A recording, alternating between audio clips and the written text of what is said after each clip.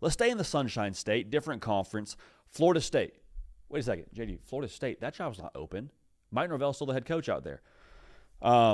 Should we tell him? Let's just make this as straightforward as possible. Mike Norvell will not be the head coach of Florida State next year. That isn't official. That hasn't been broken by anybody. But if we're looking at this thing the correct way, Florida State put out a statement that said, we are behind Mike Norvell. Interesting. We're going to revisit this at the end of the year. Essentially, Florida State hit Mike Norvell with the, hey, can we talk? Question for the audience, how many of y'all have either hit someone with the, hey, can we talk, or been hit with the, hey, can we talk, and it ended with y'all living happily ever after? My guess is probably 0%, maybe 1% if you want to go the Michigan Harbaugh route. This is going to end in a way where the Florida State job is open. And so let's get out ahead of this thing and have this conversation. Who would be the best fit? Who's the right match for Florida State relative to who they could get? Who would take them? Yo, I think it's James Franklin. And let me be clear.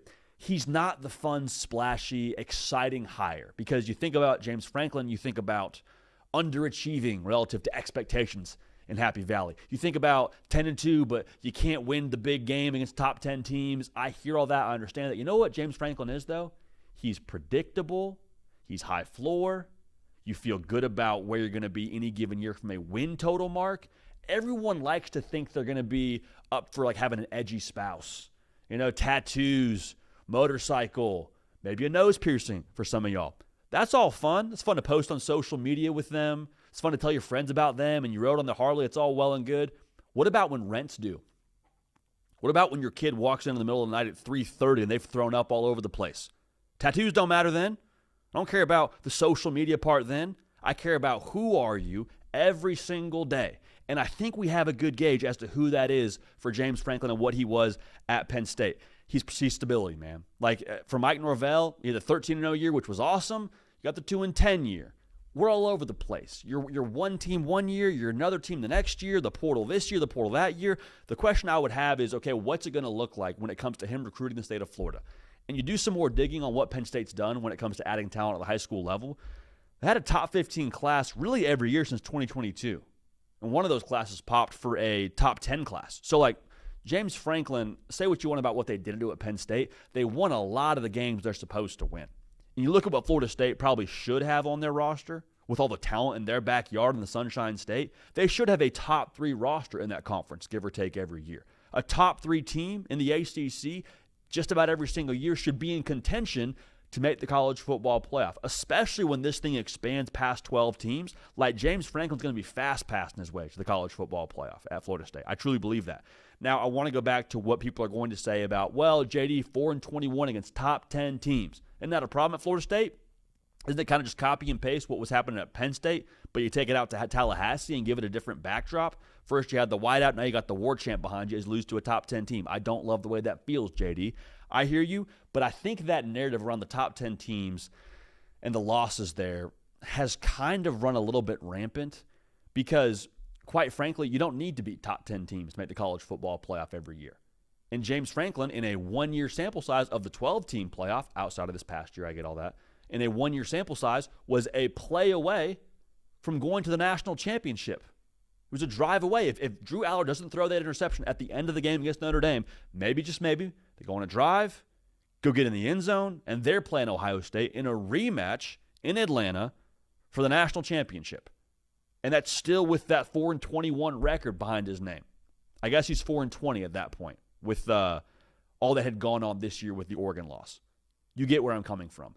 The 4-21 thing makes you feel bad, but how much does it really matter in the context of what he would be at Florida State? I don't think it matters all that much at your next job. Okay, so I'm trusting him to recruit. I think Florida State would be in consistent contention for the college football playoff, and I think he's stability, predictability. Everyone wants the edgy spouse and the tattoos. You think about that in your mind. You want the splashy hire. You're going to win the press conference.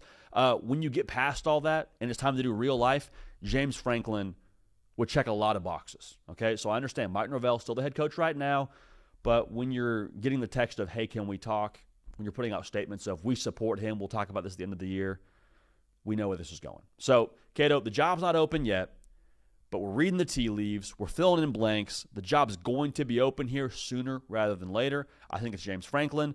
What's your grade on this hire? JD, I didn't know I was going to do this, but after your compelling case for James Franklin and the fit for Florida State, I think this is an A. Let's go, dude. What were you at before? What was the grade that you had in your mind that you were mulling over before we convinced you to an A? In the B's. I was like, this is a B. Okay. This is a B. But then I think about it. I'm like, yeah, this is a great fit. Like, I mean, this is a guy whose problem was not winning the big game.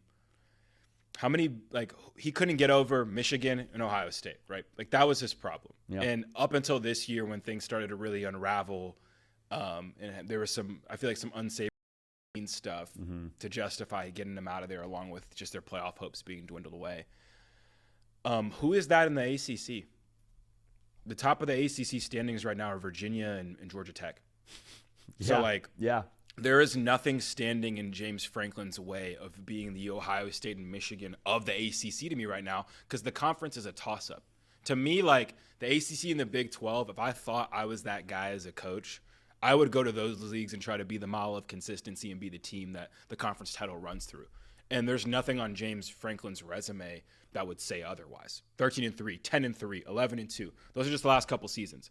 And I think his track record, I don't think there's many other coaches that have the resume as this guy. Brought Vanderbilt back, which is completely forgotten about. Yeah. So he's familiar with some version of a rebuild. And he inherited this Penn State team at a very, very unusual time. And we'll just keep it that as far as what was going on in Penn State.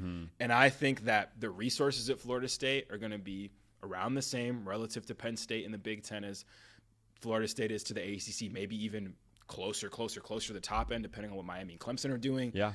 I think as far as resumes go, it's a no-brainer. And the biggest thing that really stuck with me, JD, was the consistency thing. I think the fact that Mike Novell can go from one of the best seasons we've seen in Florida State history to one of the worst is not cool.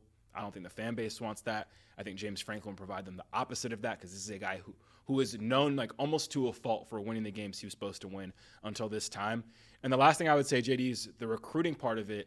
I think ACC title year Florida State was just the byproduct of a number of transfer portal classes kind of aligning at the same time and all working. Like, Jordan Travis has been on the team for a while. Johnny Wilson been on the team for a while. Then all of a sudden you bring in a Keon Coleman. You bring in those edge rushers they had that both won the first round, those defensive linemen. Fist and verse, all of a sudden it kind of all worked out, and, like, they had this amazing year. I think James Franklin is going to instead bring in the high school talent that in the state of Florida you feel pretty good about that. Develop it like he did at Penn State. So year in and year out, you're a consistent, well-oiled machine. You add portal pieces where you need to and where you can. He hires great coordinators. Like, I think this team will be more consistent under James Franklin with how they recruit compared to the year in, year out approach of just transfer portal that Florida State's been doing and hoping for the best. Like, that's not the proper way, I think, to build a consistent program. And I think the way James Franklin does it is his seniors, his NFL guys go, and you have guys waiting in the wings, hungry guys that can fill in that role immediately. I think Florida State needs that right now. And yeah, man, I think he's such a fit compared to what they have now with Mike Norvell. So I'm giving this an A. Like, I didn't think I didn't think I would, but I think he's kind of exactly what they need, man. This isn't his first rodeo. I don't think anything's going to be overwhelming from at Florida State that he hasn't seen in Penn State. I mean, what criticism has James Franklin not heard by now? You know what I mean? Oh my gosh. I think he'll come into this kind of refreshed and see, like, with maybe a little bit new of a perspective.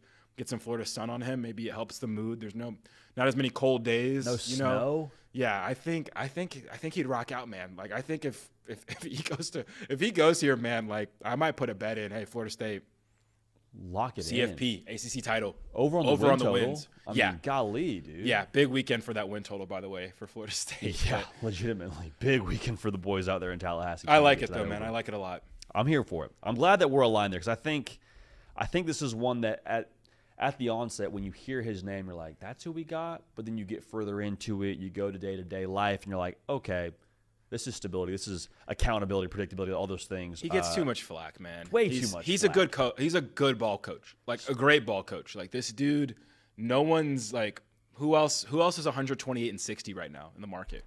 Sorry I didn't win a national championship. Sorry I couldn't get over Ohio State and Michigan. Like, who in this cycle would in the same circumstances? Maybe a couple guys can steal a couple games or there, but, man, he solves every problem I think Florida State has right now, which I think you outlined beautifully. Good match. I appreciate that. Hey, we're still going to hop back with the grades, man. That makes me feel good. Makes me feel good. We're seeing eye to eye here on these. This is good stuff, Cato. Good stuff. Again, we don't root for Mike Norvell to be fired, but it's our job to tell the truth, and that is, I think, the truth of the matter, and that's who I think Florida State should go after.